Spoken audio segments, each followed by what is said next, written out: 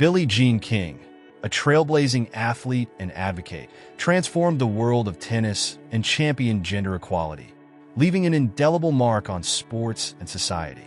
Early life and introduction to tennis. Born Billie Jean Moffitt on November 22, 1943, in Long Beach, California, she was the daughter of Betty, a homemaker, and Bill Moffitt, a firefighter. Her family had a strong athletic background. Her mother excelled in swimming, and her father was proficient in basketball, baseball, and track. Her younger brother, Randy Moffitt, later became a Major League Baseball pitcher.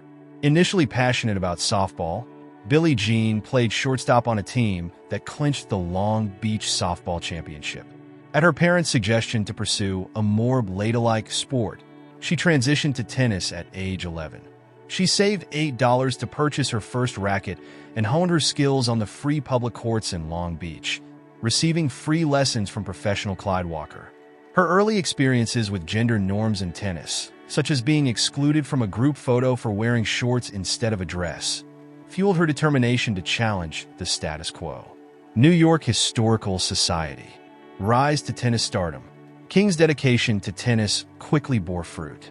By 1966, she achieved her childhood goal of being ranked the world's #1 women's tennis player, a position she held for 5 additional years, 1967 to 1968, 1971 to 1972, and 1974.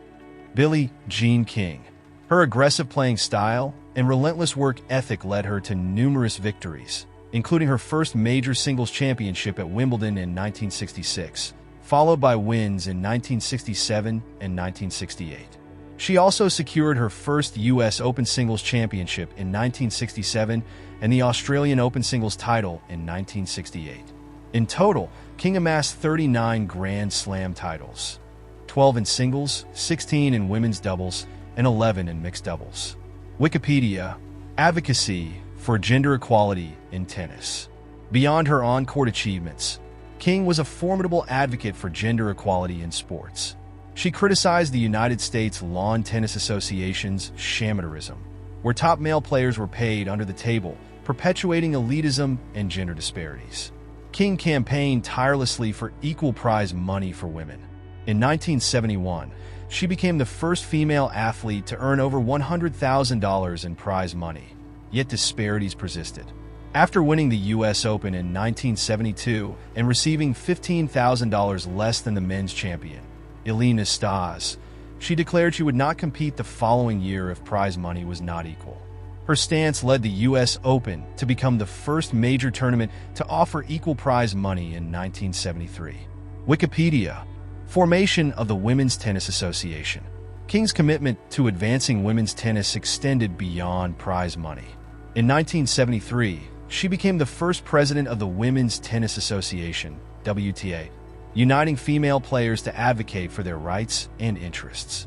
Her leadership was instrumental in establishing a professional women's tour, providing a platform for female athletes to compete and thrive. Wikipedia. The Battle of the Sexes.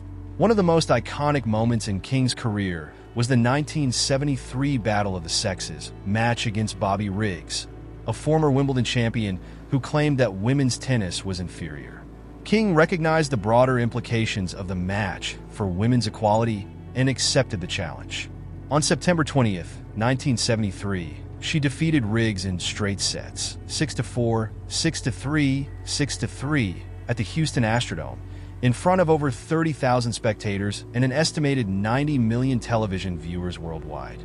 This victory was a significant milestone for women's sports, challenging gender stereotypes and demonstrating that female athletes could compete at the highest levels.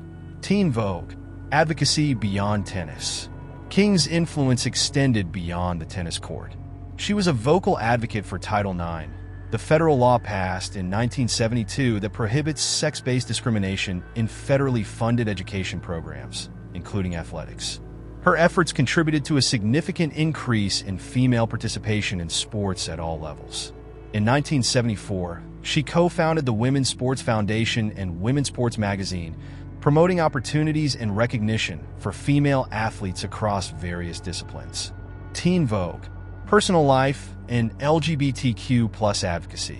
In 1981, King became the first prominent female athlete to publicly acknowledge her homosexuality, a revelation that had significant personal and professional repercussions.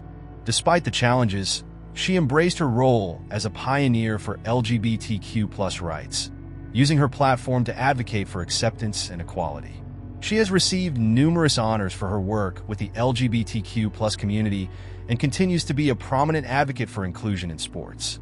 Teen Vogue, legacy, and honors. King's contributions to sports and society have been widely recognized. In 2006, the U.S. Tennis Association named its main facility in New York City the Billie Jean King National Tennis Center. In 2009, she was awarded the Presidential Medal of Freedom, the United States' highest civilian honor, acknowledging her efforts in advocating for gender equality and LGBTQ+ rights. Teen Vogue, continued impact. Even after retiring from competitive tennis, King remains a vital figure in sports and social advocacy.